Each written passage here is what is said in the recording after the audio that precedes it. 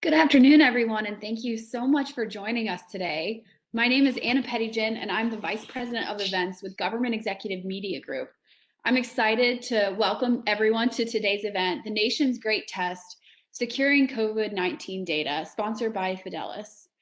As the nation attempts one of the largest logistical feats in its history, mass vaccination against COVID-19, federal agencies are at the forefront of collecting, managing, and analyzing critical information about this initiative, from personal information to vaccine efficacy. How are agencies protecting the sensitive data from cyber attackers in an environment where data is generated from and stored in disparate sources across the country and at various levels of government? During today's webcast, we'll talk about just that. We have a panel of government and industry experts who are going to help explore a proactive approach to data protection and also detail how agencies can apply these strategies to the current fight against COVID-19. So I'm really excited to welcome our panelists today. I think we have an amazing group of experts here. We have Jennifer Franks. She's the Director of Information Technology and Cybersecurity at the Government Accountability Office. Chris Kubik, Chief Information Security Officer with Fidelis Cybersecurity. And we also have a third speaker who will be joining us in just a bit, Captain Kimberly Ellenberg, Modeling and Analytics Lead with OSD's COVID-19 Task Force at the Department of Defense. Captain Ellenberg will be joining us. She had a bit of a delay, so she'll just be hopping on and we'll get her incorporated into some of the conversation once she's able to jump on with us. So I also just wanted to flag that throughout today's program, we will be taking questions from you, our audience. So please be sure to submit your question in the Q&A tab on the right side of your screen. You can send them in throughout the hour. So we'll address any questions that you find most relevant to the conversation. And I'll be sure to remind everyone as we go throughout the conversation. So now I'd love to give each of our panelists just a few minutes to do a quick introduction of themselves and also provide a little bit more background around their role and responsibilities. So Chris, if you want to get started there, would love for you to introduce yourself. Sure, thanks.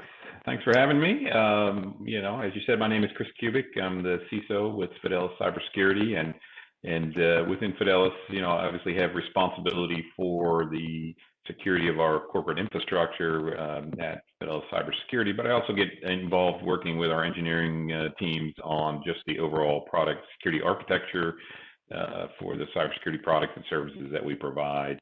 And prior to joining Fidelis, I've been there a little over a year. Prior to that, I actually had a long career in the government. I worked 32 years at the National Security Agency before I retired from there 2 years ago. Great. Lots of great experience that you can pull from during this conversation. And then Jennifer, how about you give a quick intro of yourself and kind of your current role and what you've been working on? Thank you. My name is Jennifer Franks. As you noted, I am a director in information technology and cybersecurity with the Government Accountability Office. I've been with the agency for about 15 years. I am based in the Atlanta, Georgia office. With the GAO, I primarily review securing information systems and information across government-wide reviews and select agencies. For the past year, I've also been tasked with looking at information management issues and cybersecurity issues surrounding the coronavirus pandemic. I have done an array of federal agencies in my career, but in the current tense, I'm looking at the Department of Health and Human Services and some of the component agencies. So I'm happy to be with you guys today. Yeah, I mean, you're the perfect person to have this conversation with, just given your work with so many different HHS agencies, and I think just your past experience as well will help inform our audience today. So excited to have both Chris and Jennifer joining us. So I'd love to get started by getting a sense of the types of data that is really associated with managing this COVID pandemic and the vaccination of the US populations. So Jennifer, I don't know if you mind kind of kicking off, what types of data are being collected regarding COVID? That's a good question. And I don't know how I knew you were going to kick it off with me. Um, it's cool. So the COVID-19, as you highlighted, has really just highlighted the need for federal, state, local, and public health officials kind of to come together collectively to access real-time information about this virus. The need was great and it was high to effectively and efficiently allocate resources and make very timely decisions to have them related to, the public health and our safety needs. To that end, there's just a lot of data and the volume is tremendous as we are kind of communicating across all 50 states, the District of Columbia, the localities, the tribal governments, and the US territories. We're looking at, the uptick of the reported positive cases. You have the testing results. You have the hospital capacity data. You have the related deaths that you are, watching in the news. You have the long care treatment facilities, which include the nursing homes. Then you have the economic repercussions and the sides that you have reported interest in the media from there. So with that, you're looking at the temporary and permanent layoffs. You're looking at those who were unable to withstand their mortgage payments and utilities during that time. You're looking at the small businesses that were likely affected during this time frame. You're also looking at the medical supply chain and the testing supplies. Early on, there was a strain on PPE, and folks were trying to get masks and all types of necessities at the beginning of the virus. And even now, there's always a strain on the different testing equipment that is needed in the hospital and the laboratories and across academia. Now you have the vaccines and the therapeutics that is high in demand. And there's clinical trials, there's the FDA licensure, there's the distribution, and so forth and so on. So there's just a lot of data. Yeah, and it's hard to keep track of it all with just every day. I feel like there are new developments across the board. Chris, I don't know if you have any other, insights into what you're seeing around this influx of data.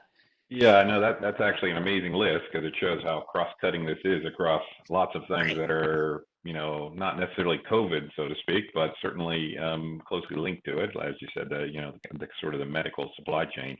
But I'd say the only thing I'd really add to that list is, we have a number of different, commercial entities, pharmaceutical companies that have developed vaccines. They have certainly a lot of intellectual property associated with their, the various vaccines and all the test data that went into that, and that has to be shared, obviously, with the government and really with governments around the world. So, that information is of extreme interest to, other governments around the world. So, so that data is certainly sought after data. So, that that we really need to be focused on protecting that information against really nation state type threat actors out there that would love to get their hands on that data. Yeah, so it's getting a handle on the data, but also securing it, which we'll definitely dive into, which is kind of the point of this conversation and why we've congregated these leaders here. So this kind of goes into our next question. What do you see as some of the biggest challenges and risks when it comes to securing COVID data, and what keeps you up at night? Chris, maybe you can kick off with that question. Yeah, so I think just to kind of categorize Jennifer's list a little bit. I mean, there was some information in there that's just kind of general information, kind of statistics and whatnot that are kind of been anonymized, so to speak. But you certainly have lots of personal information as well, particularly when you get down to, vaccination records and COVID test results. Those are identifying specific people and their test results. And so I think, as far as one of the things that keeps me up at night is it's just the vast amount of data. It includes, in some cases, sensitive personal information. And, as I just mentioned, that data is of interest to, sophisticated threat actors. So, So it's just, kind of it becomes kind of a one-stop shopping, so to speak, for attackers, because we need to pull that data together and to be able to make sense of it and to be able to track things at the national level. So that just makes it very challenging, because it's a large set of data. It's of interest to lots of people with very sophisticated capabilities. So that's the types of things that keep me up at night. Great. Jennifer, from your perspective, kind of what are the risks that you're seeing as you're working with, different agencies, and how are you kind of approaching the challenges that you're seeing? That's a good question. And Chris, I'm going to use your one-stop shopping with the data going forward as well. That's a good analogy. So taking that and then also mirroring my laundry list of some of the things that we are seeing from the GAO auditing side, we're also also noting all of the entities that are having to coordinate and collaborate during this pandemic. What we're seeing is the incomplete and inconsistency nature of having to collect such a large amount of data from these various sources. So you have the federal sources that need to have this full repository of information so that we can provide for these timely and effective and efficient responses, so that we can fuel the hotspots and give them the allocations they need, so that they can, provide for the American citizens. But if the data is not coming in timely, if it's not reliable data, if it's incomplete, and if it's missing something, then how do you fix that? And oftentimes what's happening, and GAO has reported on this effort for quite some time, even before this particular pandemic, what we've seen is that statewide and jurisdictional public health department systems are often just not compatible to one another. So that is not something that was new before COVID. It's something that's always happened. And we're seeing it now. And so that is just one thing that likely keeps me up as well, just knowing that we all need to respond, and we need to respond timely, but there are often some delays because the information is coming in so volume heavy, and sometimes the systems just don't talk well with one another. Right, and I think we'll probably dive into that a little bit more later. Based on the different data types that you all are seeing, I suspect that data protection requirements and the requirements for protecting, agency infrastructures that collect, process, and store this data can vary significantly. What do you see as some of the key data protection and infrastructure protection requirements and capabilities? Jennifer, do you want to start there? Oh, sure. Yeah, I was actually looking at the note too. I see that she's coming. So primarily, the data protection and personal information is protected by the Privacy Act of 1974 and the eGov Act of 2002. And then there's a bunch of laws and policies that come in between. A lot of the times we're also looking at the NIST special publication 853 that also provides a set of security and privacy controls that can kind of institutionalize a set of procedures that really provide a good foundation for the agencies to characterize both elements in kind of a foundational wheelhouse, so to speak. Great. Chris, do you have any thoughts or recommendations from your side? Yeah, certainly, as we talked, there's a large collection of data, and I suspect, most of this data sits in some form of a database somewhere. Or, a lot of these systems are database, have backends that are database, whether it's SQL or some sort of cloud-based system. So I think, you certainly have a lot of security capabilities out there related to how to secure databases.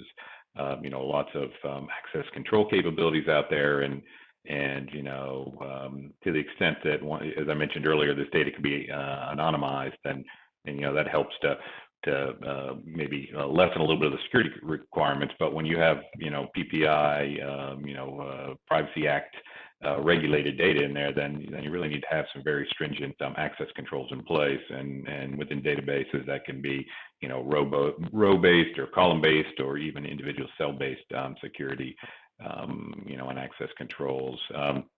I expect, digital leak protection or DLP capabilities is probably important in this space, just trying to make sure that, attackers aren't trying to, sort of collect and exfiltrate data out of our systems, to be able to get access to that data that I mentioned earlier, they would be very interested in. And then, when you start looking at the, individual infrastructures, those databases run on an infrastructure. And so, we need to be able to protect the actual infrastructures that house those systems that collect and process that data. And, once again, against sophisticated nation state attackers. And this is where it gets really challenging because, we have lots of security capabilities out there, but, many of them are more defensive in nature. They really operate best against known types of vulnerabilities, whether that's a vulnerability in a product or an application, what we refer to as CVEs. They're very good at building signatures looking for those known attacks. But in the case of the more sophisticated attackers, they have attacks that haven't been identified publicly yet. So those are unknown threats, and that's where it gets really challenging. Is how do you detect unknown threats within your environment? And that's really where having a proactive approach to security and having the ability to really detect anomalous activity within your environment and be able to kind of link that anomalous activity to the attack techniques that the sophisticated attackers use to be able to flag that anomalous activity and get it in front of a security analyst or a threat hunter so that they can investigate it and really determine whether or not that anomalous activity is something that we need to be concerned about. So, when it comes to the nation state attackers, you really need to, really look at these more proactive, security capabilities to be able to detect those very stealthy attacks. Great. Yeah, I think just from this initial 15 minutes of conversation, there are a lot of learnings and best practices that we'll learn from this COVID-19 experience across government. So I think we'll dive a little bit more into some of your comments, Chris, in a bit. But I wanted to shift a little bit to, there's been a lot of discussion lately in the press related to efforts to develop a health passport that would record COVID test results and vaccinations. How do you see this playing out, and what do you see as the government's role in developing health passport technology? I think in particular, ensuring privacy concerns are met related to this new technology. Jennifer, I'm going to start with you again, if you don't mind. It's okay. I also thought you were going to ask me this. I think it would be a good idea, to be honest. It would have to come a long way to be designed to be utilized globally as an institutional digitized process that users could utilize across various countries as we travel without privacy implications, without tracking our whereabouts, the comfortability to allow us to feel that, users would have to have the education that it is not going to cause us harm as we kind of accept this new technology in our worlds. So it would be interesting to see the rollout of that. However, one of President Biden's early executive orders that was aimed at curbing the pandemic, he did kind of assess the feasibility of linking coronavirus vaccine documents to other vaccine documents that we do have. So you're looking at the vaccine documents you might have already had in your other historical files. So kind of digitizing those processes. So as we tend to want to travel in the near future, instead of having a form that shows your negative tests and another form that shows you've been vaccinated, looking at a process that we can work with private sector industry, countries in the federal government alike to really figure out what this digital pass could look like. I think it would work. Where do we start? I don't quite have the answers right now. I'll be interested to see what Chris has to say since he's worked on both sides, but I would be on board for it. Yeah, so I mean, as somebody who would like to take up traveling once again, I think whatever whatever needs to be put in place to make sure that people can start traveling again safely is a good thing.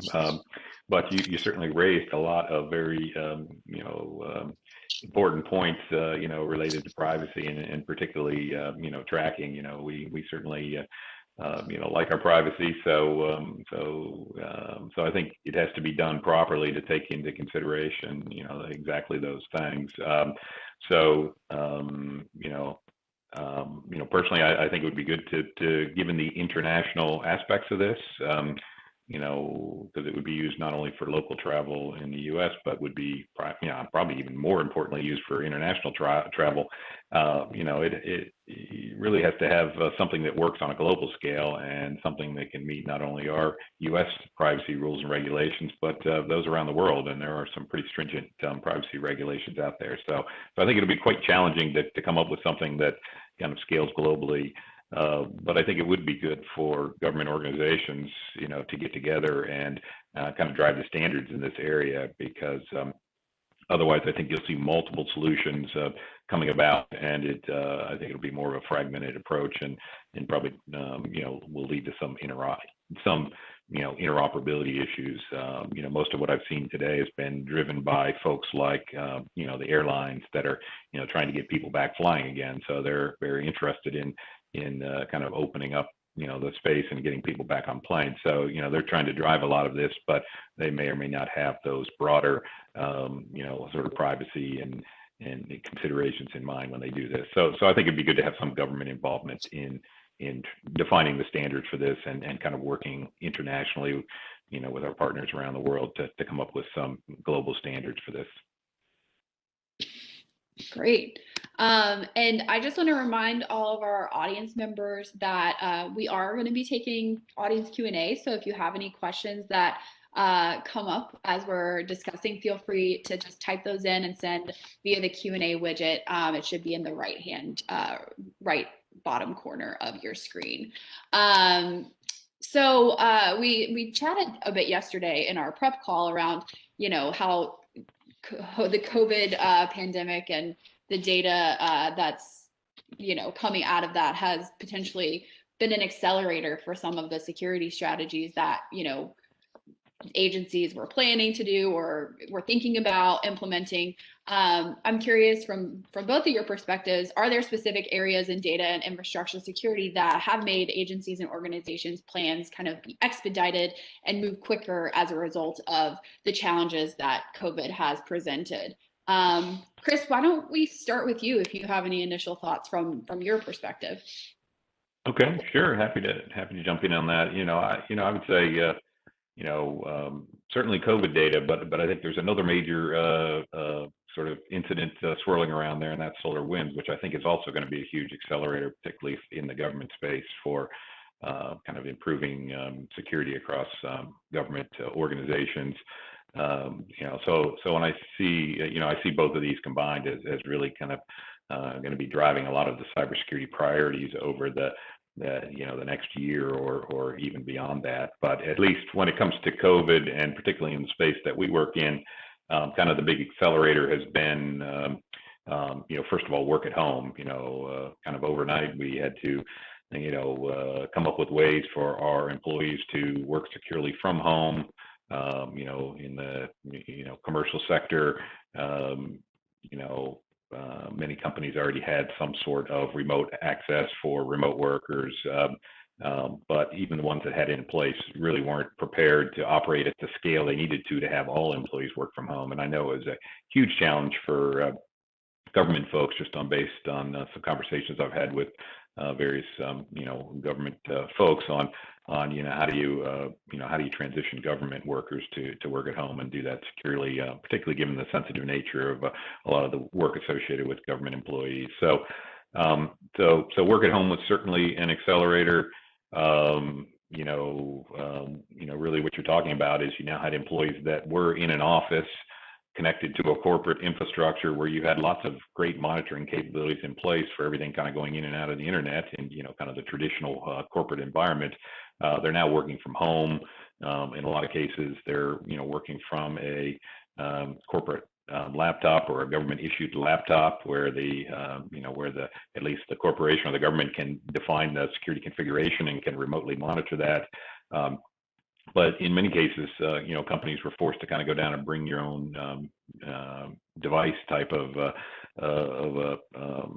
operating model where they were essentially working from home on a personally owned device, which means you're now working with corporate data, or I don't know if government went down that route, but you're working at least with corporate data on a device that's not managed by the corporation, which has a whole set of risks associated with it. So I think that there were a lot of solutions that were rolled out quickly to support work at home users.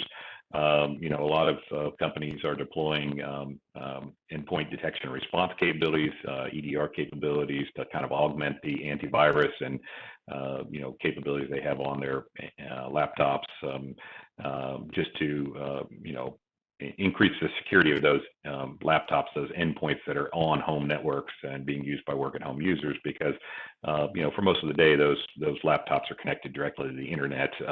They're probably going out to Office 365 directly onto the internet, not going through a corporate network where you had all that monitoring in place. And then I would say the other kind of huge acceleration we've seen with our commercial customers, but I think this is also true across the government, is that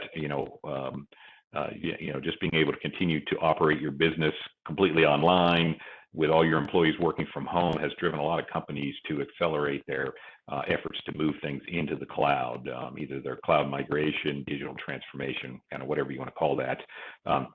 But moving things into the cloud, it can be somewhat challenging. It's not just kind of a lift and shift capability. You really need to kind of refactor those applications to work properly in a cloud and work securely in a cloud. And I think many companies were kind of not quite prepared to do that yet. They had plans to move to the cloud, but COVID certainly accelerated that. So that required them to really do a lot of work much sooner than they were ready to or prepared to get those systems moved in the cloud and allow them to continue to work during the COVID pandemic. That's really helpful to hear. And Jennifer, I know you've had your hands in some of the telework initiatives too, so you probably have some thoughts there. I do, and Chris answered it perfectly as well with what the government is dealing with. I do have an active engagement that I am leading that's looking at pandemic telework readiness in the information technology perspective, but the same accelerations were going on in the government as well. Plenty of government agencies had established processes and procedures in place, but the majority of them had to refine what those policies and procedures look like and acquire new software and technologies. Most of the government agencies were not prepared, overnight, just like you said, Chris, to go from a few percent working from home to maximum percent. And maximum percent for a lot of the agencies was upwards from 85, 90 to 95% teleworking overnight. And they had to employ various methods to provide this remote access to the network. And yeah, there are additional cybersecurity risks, just like you noted, from managing inside your network in the federal agency to then helping to secure your facility from inside one's homes across your agency, wherever one may live. A lot of federal agencies do have policies in place for their organizational employees to be able to use network devices that the agency might have provided, or the bring your own device. So it just depends on the agencies. But of course, no one wanted their services and their missions to be delayed. So there were policies and procedures that were redefined and reestablished. So things had to be compromised during this time period. NIST and CISA, as well as OPM, also put out some additional telework guidance, which also included cybersecurity guidance to kind of re-emphasize cybersecurity perspectives that should be considered during this time frame. And employees were also trained to rethink how to present themselves, how to consider working in this environment, especially, if you're going to be working at home with others around, how to be aware of your surroundings. You can't do classified work at home, but you can be aware of your surroundings and even be sensitive of, printing all the smart devices in your homes and things of that nature. Chris, you also touched on accelerating the cloud-based services, and that is something else we're seeing. For instance, the Department of State utilized some of their COVID-19 response money to accelerate some of their services. And in one of our recent CARES Act bi-monthly reports, we did highlight some of the Department of State's efforts to move and migrate some of their services into the cloud. And of course, a lot of agencies have plans, long-term plans down the road to, provide some of their services and migrate some of their IT platforms into the cloud. But yeah, COVID-19 accelerated this effort as well. Yeah, no, just to kind of piggyback a little bit on something Jennifer said that was very important. It's kind of the whole area of risk management, and a lot of companies were forced to take risks that they probably wouldn't have taken a couple of months before the pandemic, but they have to keep their mission moving forward. They have to keep their business operations moving forward. So you kind of do what you need to do. So I think we're starting to see a lot of at least in the commercial sector, companies kind of regroup in 2021, kind of go back and look at work at home, particularly in light of the fact that it's not likely to go away, soon, if ever. I mean, I think you're going to have people continue to work from home forever after this. So, a lot of people are going back and kind of looking at what they put in place quickly. They might have tweaked it along the way, but they're going back and looking kind of wholesale at, are there better technologies out there, better ways to secure those work at home users? And so we're starting to see a lot of interest in, some technology like zero trust architectures, which, can do a better job at kind of dealing with, access from, where the risk is very variable. Sometimes you're accessing from a bring your own device. Sometimes it's from a corporately managed, workstation, at home or in a public Wi-Fi setting. It might be somebody that's actually in the office, working from the office. So kind of zero trust can take into account some of those environmental factors and factor that into what you should have access to. So, for instance, maybe you shouldn't be accessing that PII related data or that Privacy Act related data when you're on a, bring your own device, for instance. So that's a technology I think a lot of people were looking at, or there was some, kind of initial deployment to that, but I've seen a lot of interest in that lately. So I think that's going to probably become a kind of one of those other technologies that accelerates as we move into 2021. Great. Thanks so much for those insights. And we talked a little bit about this earlier briefly, but with COVID data being stored all over the country and owned by many different agencies at the federal, state, local, and tribal levels, are either of you aware of any steps that are being taken to ensure that this data remains protected, even though the manner of its distribution is pretty wide-ranging? I mean, Chris, do you want to start there? Do you know of anything? Well, I'm not sure that I would have insight into that, other than I suspect it's probably going to be very similar to kind of where we were with work at home.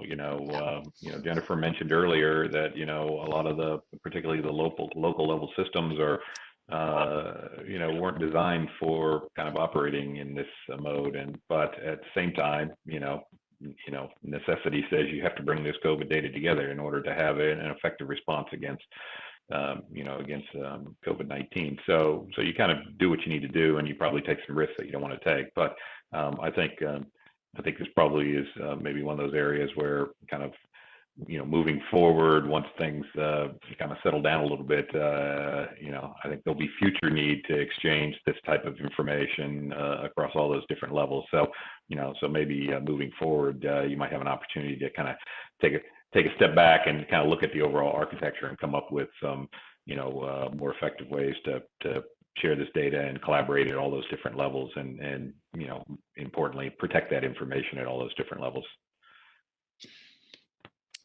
Yeah, that makes sense. Jennifer, I don't know if you have any follow-up comments. And I agree with what he said, and noting those concerns, and also talking about our bi-monthly CARES Act reports that the GAO has been issuing over this past year. In the November report, in the cybersecurity section, my team did highlight some of the collaborative and coordinated efforts that the Department of Health and Human Services has been kind of performing. And one of those efforts is the Government Coordinating Council Cybersecurity Work Group. And that work group is led by HHS's Assistant Secretary of Preparedness and Response. And the members of that work group are all at the federal, state, local, tribal, and locality and US territorial level. So they're bridging everyone in this work group to come and share their information. So this is one of those areas that they are communicating. They are sharing what they have, what they know, and they are collaborating. And this is how you kind of can come to get the job done. Yeah, and I can add to that just a little bit. I mean, this is not unprecedented. I mean, there are lots of existing ways that the local, state, federal, tribal all kind of interact. Cybersecurity is a good example of that.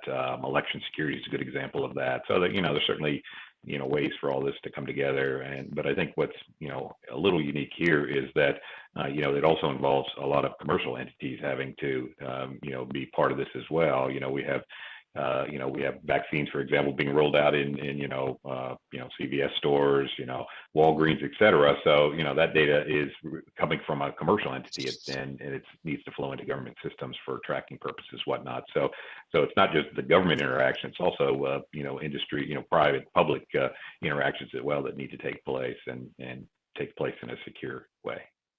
Yeah, no, that's really all interesting to think about. And my wheels are spinning. I want to schedule a follow-up webcast that brings in some additional voices across levels of government and, some of those other commercial entities. So thank you both for that. And just to kind of piggyback off of that conversation, Jennifer, I know you kind of have a bit of a hybrid role where you're working directly with these HHS agencies, but also with folks from the Hill. So curious if there have been any additional considerations around new regulations and oversight across multiple levels of government coming out of the COVID pandemic and the data influx. That's actually a really, really good question. And yeah, there are quite a few new regulations coming out. And Chris mentioned the infamous topic earlier, SolarWinds. And SolarWinds is that new topic that kind of, I don't want to say it was like the capstone that started all, but it is, and it was. COVID-19 was already like the topic of all of 2020, and SolarWinds happening on December 12th, right when the transition of the presidential administration was also happening. Everything was also happening when the government had an opportunity to step up and say, look, cybersecurity is at the forefront, and there is some way to actively engage the community where people now understand what this actually means. And this is where we can actually add some additional people and monetary resources to make a difference here. So President Biden actually has formed some initiatives to look at some strategies. I mean, the GAO has, made cybersecurity, a high-risk area since 1997. So we have many findings that say, hey, this is a problem. We need to find it. There's thousands of recommendations over the last couple decades. This is a problem. We go into agencies and say, hey, your information security programs have improvements, but weaknesses and deficiencies still exist. And so we work with these agencies to look at ways to strengthen and bolster their information security programs. And our high risk report update is coming out again next month, where we cite some of these challenges that still exist. And, you know, merging some of those issues and then looking at this new strategy that's coming out, you know, they're going to look at establishing new positions in senior leadership that are going to look at ways to put someone in executive positions to have that central coordinating and collaborating voice that will help government agencies to streamline information sharing activities. You know, the Department of Homeland Security and the CISA will still have their instrumental efforts to really help government agencies to look at what's needed, help us with cyber threat and hunting activities that are definitely needed. But, you know, look at the resources that are going to be needed to really help the government move in a way that we are not always reacting to the compromise, reacting to the attacks, but that we can be a little bit more proactively, you know, addressing what is really needed. In the $1.9 trillion that we keep hearing in the news, there's also $10 billion that's going to be targeted to looking at IT and cybersecurity needs. Of that, $9 billion will be going to IT and cybersecurity shared services for CISA and GSA. 200 million will be going to hire cybersecurity and IT professionals. The workforce is suffering in the federal government. 300 million will be going to technologies, and 690 million will be going to incident response and network continuous monitoring needs. So there are efforts underway. They're planned, much like a lot of IT and cybersecurity things are planned. So we're hoping things are going to be put into action. So. Yeah, and just maybe just to add a little bit to that, you know, it's great to hear there's you know, the investments being made into cybersecurity. You know, I think the biggest challenges across the government are just kind of consistency of implementation across, you know, multiple government agencies. You have some that are doing things really well. You have some that are still learning and still maturing their cybersecurity. So I think there's lots of areas of growth, but it'd be good to get everything up to at least a common level of, you know, kind of consistent implementation of cybersecurity as well as the monitoring capabilities, you know, across the board. I think when we talk about, you know, COVID and securing COVID data, you know, it may not be much funding going towards that, but that will certainly benefit from just you know, the focus of the SolarWinds kind of fallout, you know, just improving that, you know, going to more proactive security and just securing the actual infrastructures where this data resides. So I think it'll benefit from this, you know, this funding in cybersecurity. You know, probably the kind of the missing piece is, you know, I think the SolarWinds fallout is kind of how do you deal with supply chain threats? How do you deal with advanced threats, nation state attackers? You certainly have those same threats when you talk about COVID data, but COVID data brings in all of the PPI, sort of privacy protected data that we talked about. And, you know, not sure whether the SolarWinds had the same privacy concerns. So it may kind of be an oversight as they, you know, kind of address SolarWinds issues with the funding. You know, they may not capture what's really needed to protect that, you know, sensitive privacy related data. But it would be good to see if that was added into whatever the response is to SolarWinds, just to kind of think more broadly about protection across government data in general. Great. And I'm just going to pop over to an audience question that came in a few minutes ago. And this audience member identified themselves as an auditor. So they're curious about what someone going into an agency should look for around, you know, what that agency is doing to protect its data. How can one identify the security gaps? So I don't know, Chris, do you want to kind of kick off and try to answer? Yeah, no, I can certainly answer that from both being, associated with the government in the past, as well as, working in the commercial industry. At least in the commercial industry, there's a lot of focus on commercial certifications. On the government side, there's things like CMMC that, as well as, NIST cybersecurity framework that, that are kind of important benchmarks for cybersecurity. So I think you have plenty of frameworks and kind of compliance-related standards on both the commercial and the industry side. I think that the challenge is, how do you ensure that that there is actual true compliance with those standards? If you're doing compliance as a checkmark activity, then it's really not going to improve your cybersecurity. You really have to, really kind of go after that compliance standard and really kind of internally want to achieve that kind of what the compliance standards, poking at. So in the commercial side, they do that through third-party validation, where you have independent group come in and really validate, and certainly CMMCs has a component where they have third-party assessors come in and ensure that you're complying with the standard, and that's really kind of the role of the auditor as well. So I think it's really kind of holding people's feet to the fire on these whatever compliance standard is applicable for whatever organization you're auditing, and just holding their feet to the fire to make sure they're actually making the changes and not just kind of checking boxes to meet an audit. Might have sounded a little harsher than I really intended to be, because but that's really what it gets down to. It's really kind of the follow through and the accountability to make sure people are actually actually implementing what's required under these compliance standards. Great, thank you. Jennifer, any follow-up, or did Chris do a good job of Oh, he was phenomenal. I agree.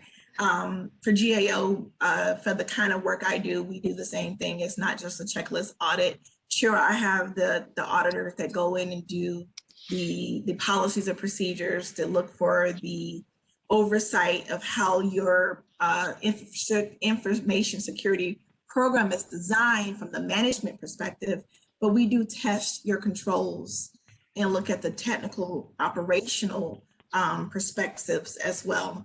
But it takes time. So you have to understand what the controls are and how they're built. And you have to work with the database managers and your administrations and really get into the root cause of what the conditions are and why they were designed in the systems that way. So it may not be as easy as you think it might be. And it may take some time to get to what it is you're conditionally trying to find out about that agency's environment. But you can get some good auditing done. Mm-hmm.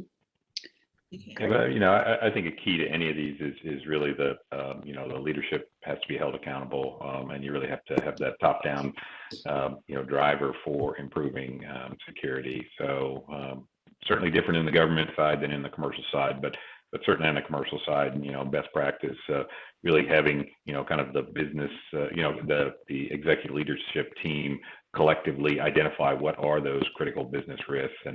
And usually when I'm, working with customers in that space, I have them kind of bin things into, those business risks that, they're willing to accept the risk for, the business risks that would do, kind of serious but recoverable damage to the business. And then kind of the third category is, kind of what I refer to as extinction events. What are the things that are going to cause that particular business to go out of business, unrecoverable risks? And, if they can kind of get, agreement even on those three simple bins of what are their overall business risks and, where do they fall within those bins, then it allows you to kind of prioritize kind of on those risks that are, most critical to the business, and make sure you're have some very, good, capabilities and, practices, procedures, policies, et cetera, around those business critical risks.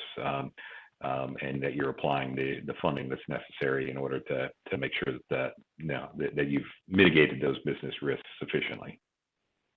Well, devil's advocate, sometimes government agencies haven't thoroughly identified their business risk. So therein lies Well, another set yeah. of problems.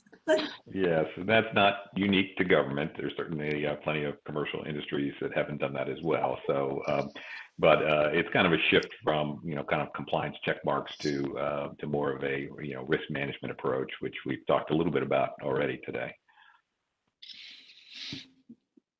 Great. So you both touched on the SolarWinds attack previously, but so we won't dive too far into that. But just as we think about building a more proactive approach to securing your data, I'm curious, what does a proactive data strategy look like in your eyes? Jennifer, why don't you kick us off there? I think you're on mute still. I am on mute. My apologies. My apologies. So that is actually a good question. So I said a little earlier about reacting to cyber attacks and compromises, and the government has a bad habit of doing that. And I can only speak about the government because I went from school to work, and that's all I know. So Chris can fill in the gaps for me on the private sector side. But a good data security strategy is one that is more proactive and not just reactive. So in that, you could apply cyber and data security upfront to be preventative. If you implement strong access controls to protect the confidentiality, integrity, and availability at your first step, there's going to be plenty of facets of building a strong cybersecurity program. You can include many things like we've talked about today, looking at your threat hunting capabilities, thorough vulnerability scanning and conducting the analysis for those scannings, consolidated log monitorings, implementing a thorough, robust audit program that checks and verifies that your I's are dotted, your T's are crossed. And these can just really be the preventative measures to building a strong data security program. This won't be, the whole thing, but this could be the start.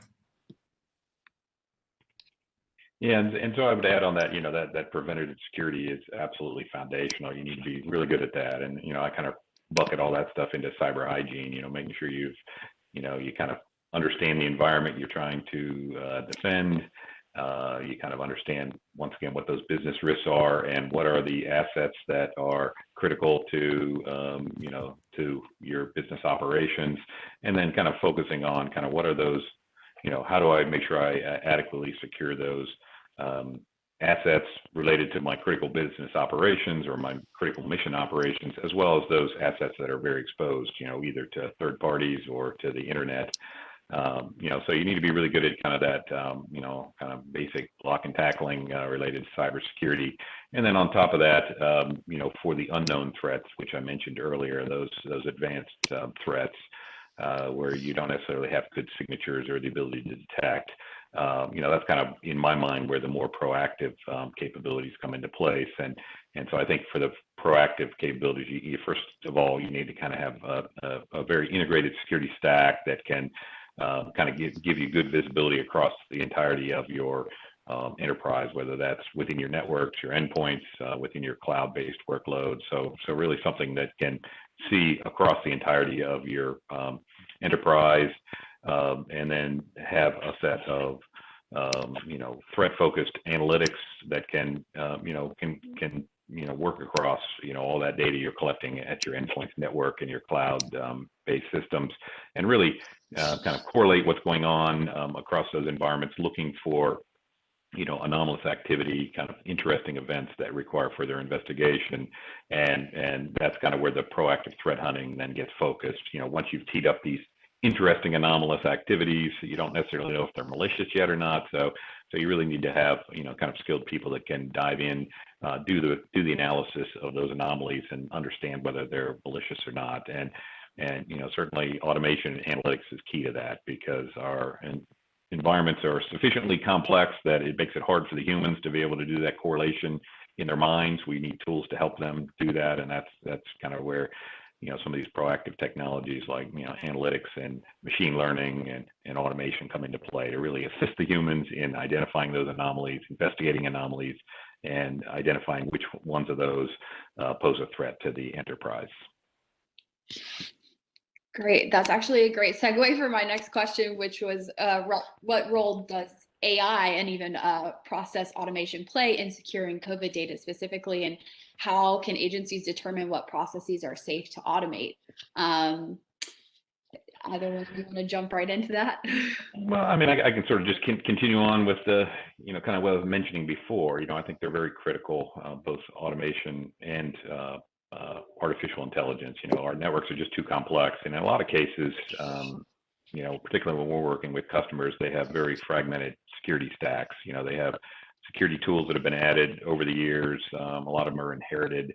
They don't well integrated together, and so you're kind of forcing the analysts to swivel in their seat and look across multiple tools to try and sort out what's going on in their environment. So so to the extent that you can integrate all those systems together, pull the data out of all of those different sensors and tools that you have already in your environment, and then have artificial intelligence and kind of advanced analytics that can troll through that massive amount of data that's collected, and once again help the humans figure out where they need to focus, put their eyes on glass to be able to analyze anomalous activity within the environment.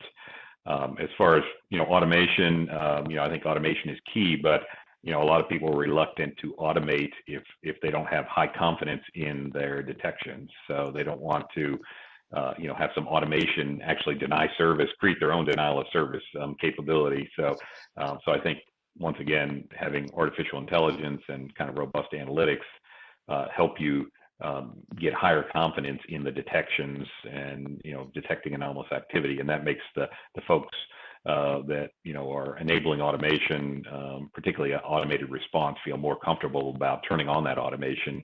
If they have high confidence in the actual alerts and anomalous activity that's detected within their environment. Great. Jennifer, any thoughts there from your side?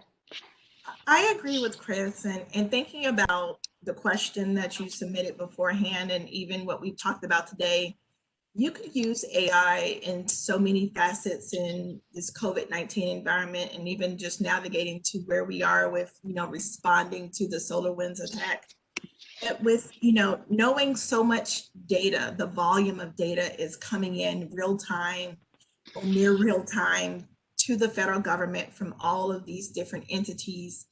There are definitely areas of where, automating these responses would be helpful to individual analysts and medical researchers and scientists to aggregate responses. But the concern would be noting that some of the systems where the data sets are coming from may not be as compatible, and there may be inconsistencies in the data, as we discussed before. There would be that concern that would the machine pick up some of the anomalies versus the human. So there would, always be that underlying what if. But yeah, the possibility is there to utilize the technology. The technology has been designed, it's ready. Yeah. Cool. Yeah, I think it all comes down to, as I said, networks are complex. So, in my mind, AI is really, kind of helps the humans, find the proverbial needle in a haystack. So it helps, it helps point the humans where they need to go look for, for anomalous activity and really do those investigations. And with the limited resources that we all have on our security operations teams, then anything we can do to focus the humans in the right places, where to go search, that's an important thing. Great. Well, I'm going to ask one more question before we close. And this is just to wrap things up here. Top lesson learned or takeaway from the past year around COVID data protection. What have you learned, and what can our audience take away from this? Jennifer, why don't we start with you? I don't know. I haven't had any surprises. It's been a fun ride, right? Yeah. Now, no dull days.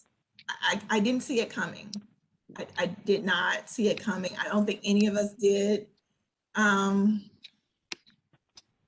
don't have any real big takeaways. I didn't even see solar winds coming, right? Right. There's just no way to compartmentalize all that we have.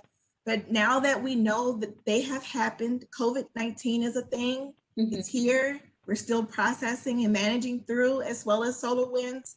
I'm dedicated to seeing them both through and helping to manage all of the information and the data sets best we can. Yep. That's kind of where I am. Chris, any thoughts? Yeah, no, I think that's all. I agree with everything you said, Jennifer. And I think what I'd add to that is, and we've talked about it, is really just the flexibility and the risk management. Nobody saw this coming.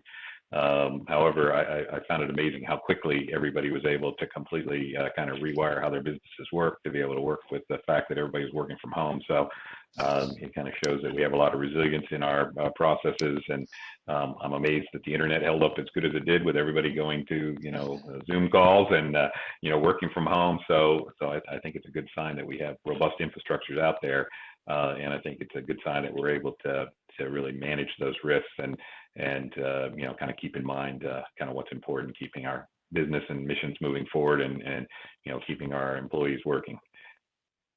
Great. And I think it's good to know that we have experts like you two kind of leading the charge and helping support a lot of this data protection. So I think that wraps us up. Unfortunately, we're out of time. This has been a really great conversation.